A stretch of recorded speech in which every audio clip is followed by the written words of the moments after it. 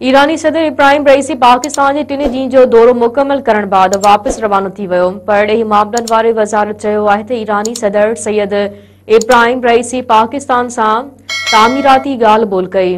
केतिरनि ई शोबनि में बतरफ़ी ताउन खे अॻिते वधाइण ते इत्तफ़ाक़ कयो आहे।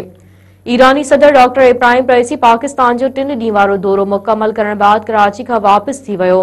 ईरानी सदर पाकिस्तानी दौरे दौरान सदर आसिफ अली ज़रदारी, वज़ीर आज़म Shahbaz Sharif, army chief general Asim Munir, senate chairman Yusuf Raza Gilani, क़ौमी असम्बली जे स्पीकर अयाज सादिक, वज़ीर आला पंजाब मरियम नवाज़ ऐं वॾे वज़ीर मुराद अली शाह समेत ॿियनि अमलदारनि सां मुलाक़ातूं कयूं।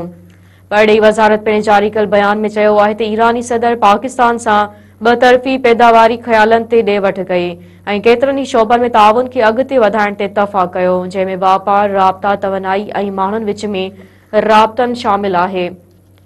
ईरानी सदर गुज़िरियल ॾींहुं लाहौर ऐं कराची जा दौरा कया। लाहौर में ईरानी सदर मज़ार इक़बाल ते हाज़िरी भरे गुल रखिया, जंहिं बाद हुन पंजाब जे वज़ीर आला मरियम नवाज़ ऐं गवर्नर बलीगुर रहमान सां मुलाक़ात कई। जंहिं बाद ईरानी सदर कराची पहुतो, जिते हुन मज़ार कायद ते हाज़िरी भरे वॾे वज़ीर मुराद अली शाह, गवर्नर सिंध कामरान टिसोरी सां मुलाक़ातूं पिणु कयूं।